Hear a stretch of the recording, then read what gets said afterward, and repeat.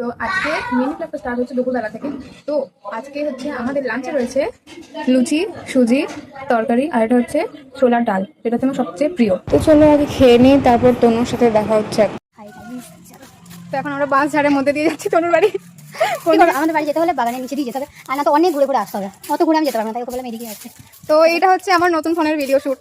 আমি জানি না ক্যামেরা কোয়ালিটি কেমন আছে। ভালোই হবে, নতুন ফোন, স্পেশাল মানুষ দিয়েছে, ভালোই হবে।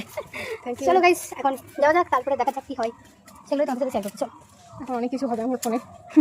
তো তারপর তনুর বাড়ি পৌঁছে গেছিলাম, আর মাঝে আমি ভিডিওটা শ্যুট করতে পারিনি। তো ওয়েলকামের জন্য আমাকে ও একটা কোক দিয়েছিল খাওয়ার জন্য, আর ওকে আমি এটাই বলছিলাম যে আমার নেল পলিশের সাথে ড্রিঙ্কটার পুরো কালারটা সেম হয়ে গেছে।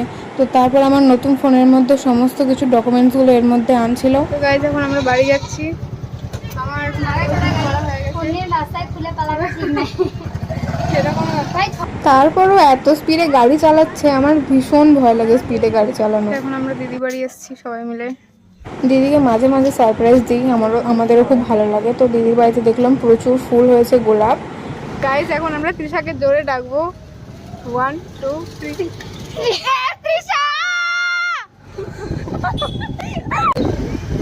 জানতে পারলে ও কেমন গালাগাল করবে, কিছু গালাগাল করবে না। ও আসবে দেখে আসবে। গাইস এখন বাড়ি চলে এসেছি, ঠিক আছে বাই বাই করো। তো এইভাবেই আজকের বিকালটা পাগলামি করতে করতে কেটে গেল। তো চলো, তোমাদের কেমন লাগলো অবশ্যই জানাবে, কমেন্ট করবে, শেয়ার করবে। চলো টাটা।